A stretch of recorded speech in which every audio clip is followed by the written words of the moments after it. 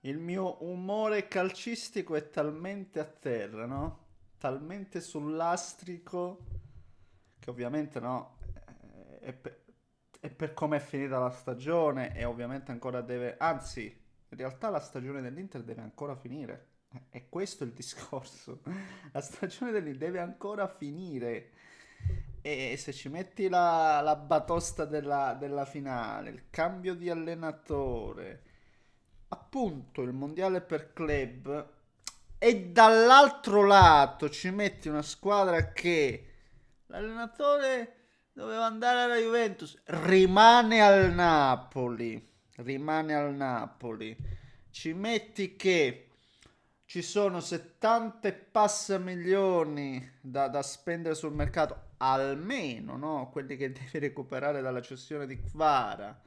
Aggiungici più la questione Osimhen, che se va via su 75. Ma di questo voglio anche aprire una parentesi. E poi soprattutto ci butti dentro Kevin De Bruyne, fatto praticamente ufficiale. Domani visite mediche, firme e indosserà la maglia del Napoli. Punto, stop, chiuso. E già aggiungi anche probabilmente Musa, il classico gregario che con Conte diventerà il Giaccherini Prime. E il Giaccherini Prime non è un giocatore di cui ti metteresti a ridere. E aggiungici che per me, lo dico, per me io il Napoli ad oggi, allo stato attuale, lo vedo già con la pippa io mi immagino la figura del Napoli, una persona con la pippa in bocca che va verso il terzo scudetto in 4 anni. Terzo scudetto in 4 anni. In questo momento sto pensando a tutto ciò. E lo so, mi sono già portato troppo avanti e non è assolutamente giusto. E a inizio stagione magari poi cambierà, mi risollevo, ritornerò combattivo. Ma oggi questo penso. Io vi voglio dire sempre quello che penso oggi. Oggi penso questo, il Napoli che va tranquillamente verso il prossimo scudetto o comunque, piaccia o non piaccia, il Napoli la prossima stagione parte da favorito. Io non so quando faremo le la reaction, no? La griglie e compagnia cantante, a meno che non succeda qualcosa di astronomicamente clamoroso. Il Napoli, ho tanti dubbi sul Napoli, no, primo, punto, stop. Kevin De Bruyne, ragazzi, Kevin De Bruyne è una roba folle. È una roba folle. È folle e sono alcuni commenti che ho letto sotto il precedente video, no? Quando si dava veramente per quasi fatta, ma non fatta. E in tanti dicevano, Nesco, ma è vecchio. È vecchio. È vecchio. È vecchio. È vecchio. Nel nostro campionato ha fatto la differenza Pedro e mica solo un anno. Sta facendo la differenza Pedro e i tifosi del Napoli continuano a cantarmi la canzoncina e per carità fate anche bene, ma appunto fa la differenza Pedro, fa la differenza Mkhitaryan. Nel nostro campionato farà la differenza Modric a 40 anni, ma volete che non faccia la differenza De Bruyne? Ma siete seri o scherzate? Se scherzate, vabbè, scherziamo. Ma è uno scherzo.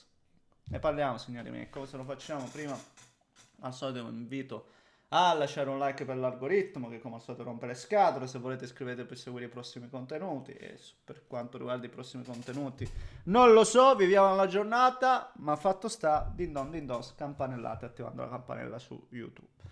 Grazie signori, grazie anche per il video sotto al nuovo CT dell'Italia che non sappiamo ancora quale sia, tanti commenti, tanto supporto, grazie, grazie, grazie. Kevin De Bruyne che compierà 34 anni a fine mese, sì, non è un giovincello, sì, non arriverà certamente, come piace dire ai giorni d'oggi, nel suo prime al Napoli, senza ombra di dubbio. Ma stiamo parlando di un giocatore che ha delle qualità incredibili, un giocatore che ci ha fatto vedere tutto il suo talento al Manchester City, un giocatore che ha una qualità su quei giocatori che hanno una qualità, hanno una visione di gioco, che poi riescono a fare la differenza anche giocando da fermi un domani. Attenzione perché poi si è messo a regime. Ah, a proposito, un altro giocatore che mi viene in mente appunto anche con lo stesso Conte, Pirlo. Cioè Pirlo, giocatore che tutti davano per... No, ormai aveva dato. Su giocatori, Kevin De Bruyne è diverso ovviamente da Pirlo, ma può sfruttare le sue qualità di playmaker anche no, avendo una marcia in meno. Quindi non ho dubbi, a meno che veramente non si regga in piedi, allora questo è un altro discorso. Ma comunque anche l'anno scorso, che non è stata una stagione eccellente per lui e per il Manchester City soprattutto, ha avuto il suo minutaggio, l'abbiamo detto l'altra volta, adesso non mi ricordo, ma comunque un minutaggio abbastanza ampio, non è un minutaggio di, che ne so, 500 minuti in una stagione, molti di più, quindi è un giocatore che sono convinto ci farà vedere quelle cose e sono anche contento per il nostro campionato e con meno, in questo momento l'avrei preferito in un'altra squadra, De Bruyne, perché a Napoli secondo me lo rafforza ulteriormente. Però è un giocatore che arricchisce anche la nostra Serie A senza ombra di dubbio. E poi il Napoli, come dicevo prima, probabilmente porterà a casa anche Musa. Musa 25, si parla di 25 milioni per Musa, è un bel investimento, ragazzi. Il fatto che rimane Conte significa che De Laurentiis si debba sborsare e Musa è uno di quegli investimenti che oggi uno può dire ma Musa 25 milioni non viene da una grande stagione, sicuramente. Beh, sì, tutto vero. Vero anche che il Milan lo pagò 20 milioni, vero anche e soprattutto che stiamo parlando di un ragazzo che comunque ha 22 anni, Musa. Non è giovanissimo, perché a me a 22 anni non mi piace dire, mamma mia, è un giovane. Sì, è un giocatore che già inizia a maturare e che con Conte secondo me può essere sbloccato, no? Sapete, no?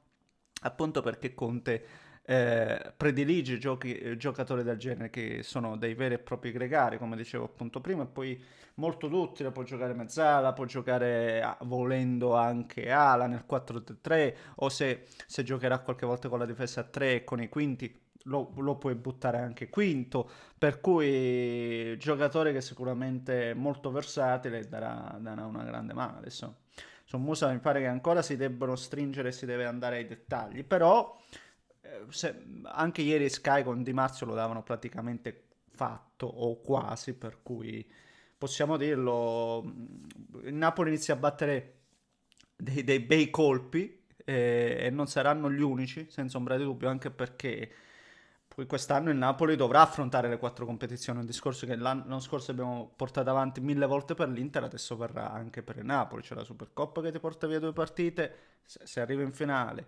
la Coppa Italia che secondo me il Napoli deve provare a giocarle diversamente dall'anno scorso. C'è il campionato, ovviamente ci sarà soprattutto la Champions League, una competizione che quest'anno cambia, no quest'anno, che dall'anno scorso è cambiata, scusate, dove almeno ti giochi, secondo me, pensando al Napoli, vabbè, stavo per dire che Conte non è detto, ma vabbè, ma 10 partite te le giochi, perché secondo me le 8 e poi andasse male i playoff è difficile. Vedere il Napoli che non faccia almeno i playoff, onestamente la vedo dura. E vi dico 10 partite te le giochi, so 10 partite in più. Almeno per quanto mi riguarda.